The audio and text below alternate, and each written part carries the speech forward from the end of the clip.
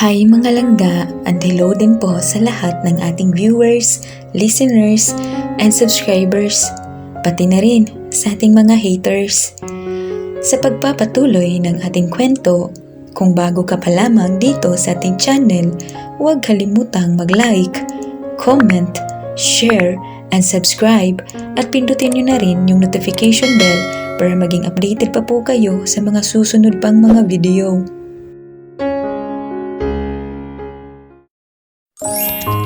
Mr. Multi-Billionaire Part 18. Lumipas pa ang ilang araw, bumalik na si Pia sa Amerika. Nakaraan lang din ng ilang araw, si Mike at Meiji ay sila na. Sila Jan at Saya naman, naisipan nilang magpakasal sa January na. Dapat kasi sa December pero sabi ni Jan, sa January na kasi may pupuntahan pa siya sa London pero okay lang naman na maghintay si Saya. Lumipas man ang ilang araw, nalaman na lang namin na may girlfriend na pala si Chad kaya masaya kami para sa kanya. Kahit wala siya dito pero pinalago din naman niya ang company ni Kenji sa state. Si Ezekiel naman ang sekretary ni Kenji. Magkatropa pala sila pero di ko inakala na may anak na siya pero walang ina yung bata. Naghahanap pa daw siya. Di ko inasahan na si Clyde. Siya lang nakakita sa amin sa office noon. Pero di ko talaga inasahan na sila pala ni Caitlin. Kaya pala umuwi sa Pilipinas dahil balak nilang magpakasal.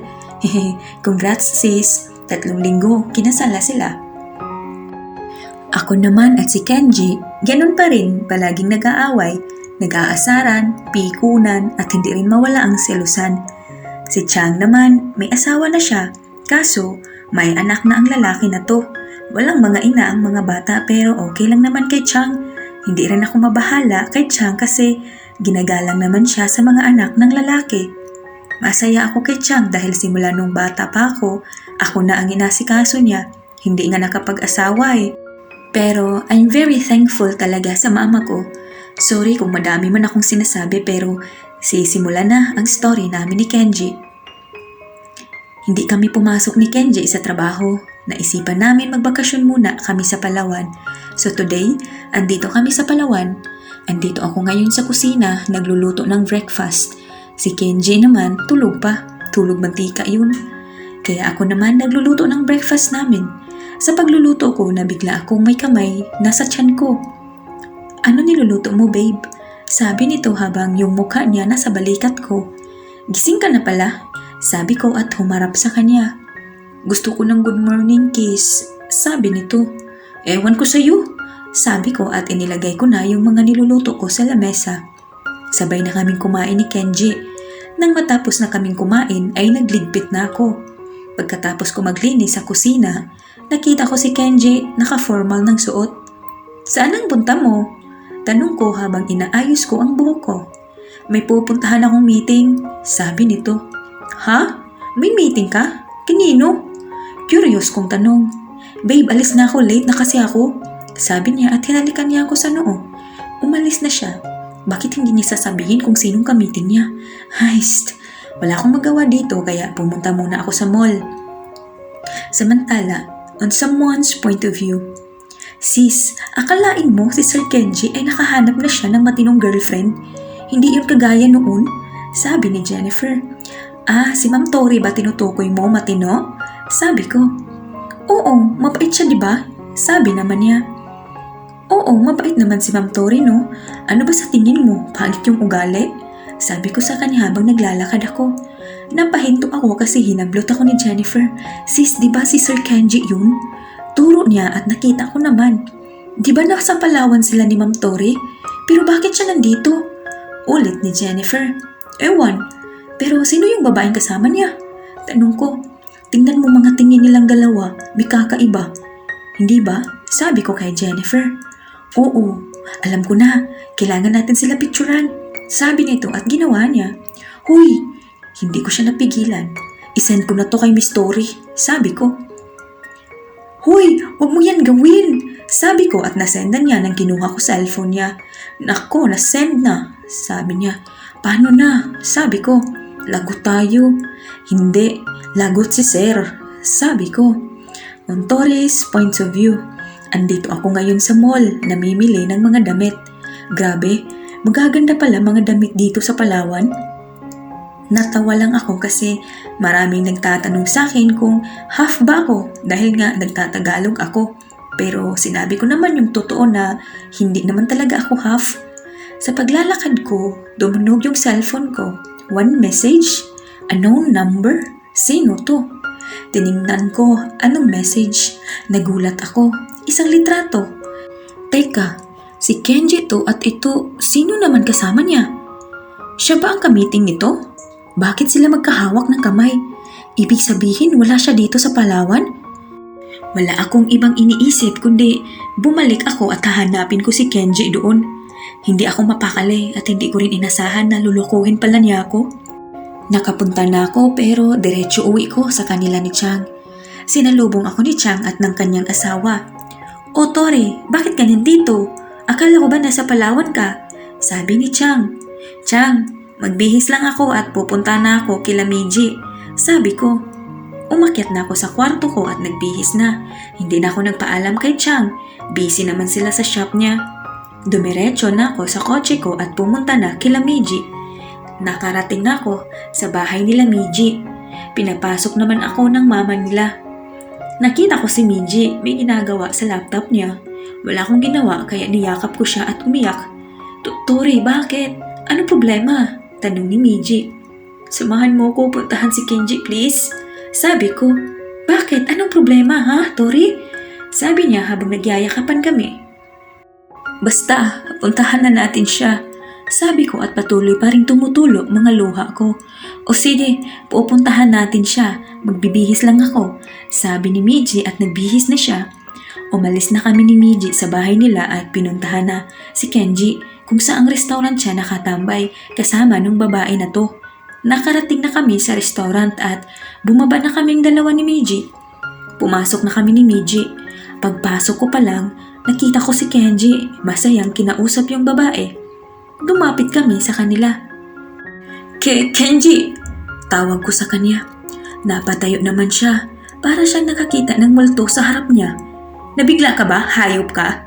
Tumayo din yung babae at pupunta ito sa gilid niya. Nakita ko pa ang paghawak niya sa braso nito. Bakit baby? Aalis na tayo? Tanong nito. Ano daw, baby? Tumingin sa amin yung babae. Oh, kayo ba ang papalit sa amin dito? Tanong nito. Hindi ko siya sinagot. Kenji, sabi ko. Ha? Magkakilala kayo, baby? Tanong niya kay Kenji. Akala ko ba ako lang ang babaeng mamahalin niya, pero bakit ganito? Ngayon pa nga lang ako nakapagsubok sa relasyon at ito pa binigay sa akin. Hi, I'm very first girlfriend of Kenji. Sabi nito, may pangiti ka pang malandi ka? Hi, siya naman ang the most very first girlfriend of Kenji. Sabi ni Meiji. So, nagulat naman siya. Hindi ko na pala alam na may bumagsak na palang mga luha sa aking mga mata. Kenji, ito ba ang kamiting mo? Bakit hindi mo sinabi sa akin? Dapat sinabi mo na kamit, hindi meeting, para hindi rin ako umasa. Sabi ko, baby, sino ba siya? Sabi nung babae. Magsasalita na sana ako pero bigla akong nakaramdam ng hilo. Tori, okay ka lang? Sabi ni Meiji. Yeah, I'm okay but pagbigil ko at biglaan na lang ang pagtumba ko. Tori! Sigaw ni Meiji at Kenji.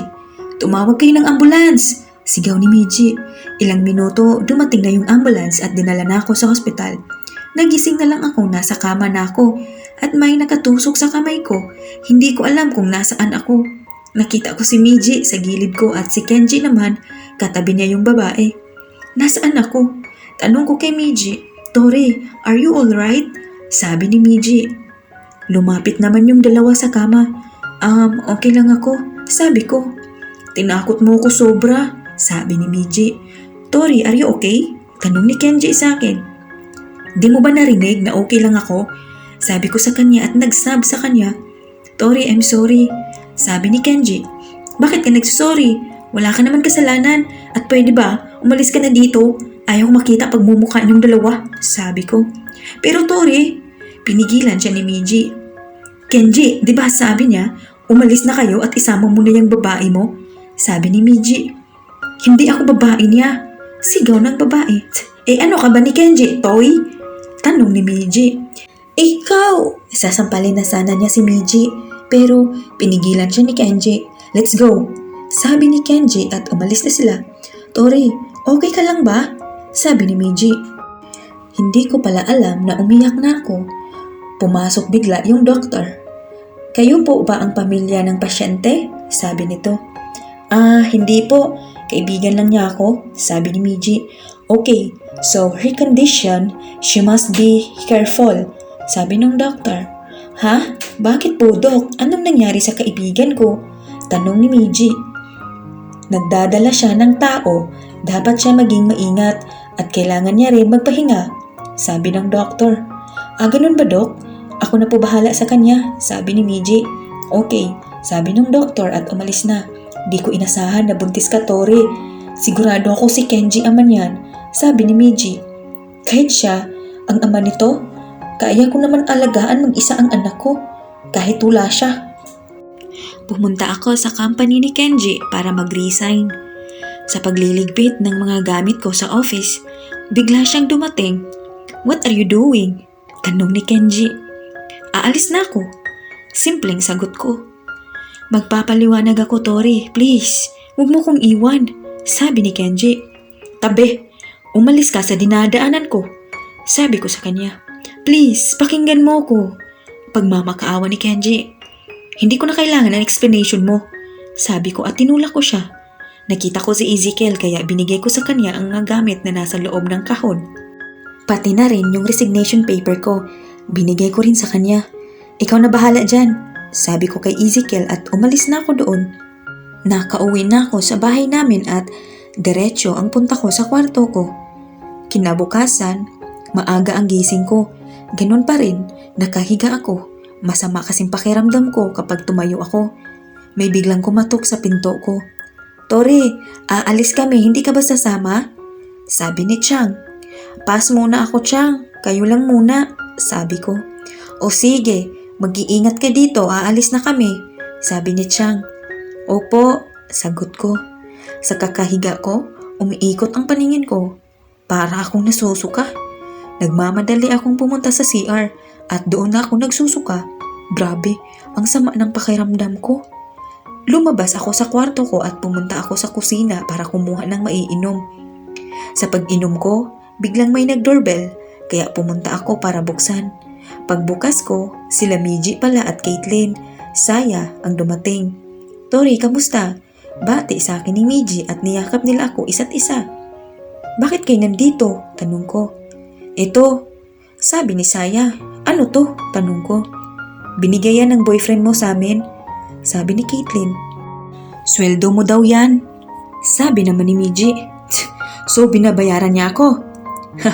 Mas okay na to para makalis na ako dito sa Pilipinas at makabalik na sa France.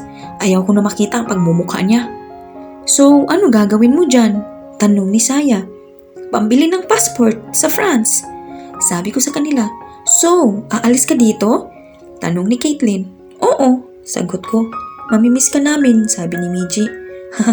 Andito pa ako, pwede niyo pa ako makakasama, sabi ko. Lumipas ang mga ilang araw, nagkakasama ko mga kaibigan ko. Masaya ako dahil kasama ko sila kahit wala si Kenji. Wala na din akong paki sa kanya. Tapos na kaming dalawa, kaya wala na akong paki sa kanya kung ano pang gagawin niya sa buhay niya. May passport na ako kaya pwede na akong makaalis sa Pilipinas at makapunta sa France.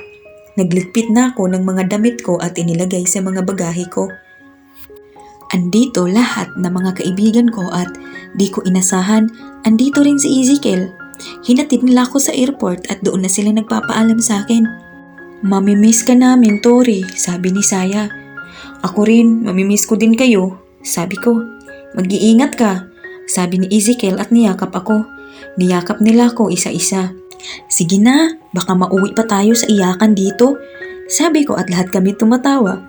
Lumipas ang ilang araw, nalaman kong iniwan ni Kenji yung babae niya. Wala akong pake. Masaya naman ako dahil binigyan naman niya ako makakasama habang buhay. At dito na lamang po nagtatapos ang kwento ni Tori at Kenji. Wala mang happy ending sa kanilang love story, at least may alaalang binigay si Kenji kay Tori na kailanman di niya makakalimutan at makakasama niya ito habang buhay kahit wala na si Kenji. Shoutout po sa lahat ng nag-iwan ng comments. Evelyn Mailer from Germany, Inday Lebra from Athens Grace, Nicomeda Atihera, Rex Roy, Lydia Kuno, Minda Gonzaga, Ronilyn Bacurayo, Mars, Mine Lixi, Joanne Suelto, Tereseta Arevalo, Traveler from Philippines, Lenlen Cerezo Calado, Sempron Enday Suwaki, Kusina ni Bing PH, James Alastair Benvenida, Andrea Jeva, Janes Lonhas, Angelo Bog 17 with Nagarin family ng Quezon Isabela. Special thanks sa lahat na share ng aking kwento, Filner Stories, Kigs TV, Judes TV, Chilin TV, Chris TV, Amihan Stories. Just comment down below. Sa gusto magpa-shoutout pagkatapos po ng ating hatid na kwento. After the final episode po, abangan ang shoutout sa lahat ng nag-iwan ng comments at sumubaybay sa ating kwento mula umpisa hanggang dulo. Thank you! And God bless!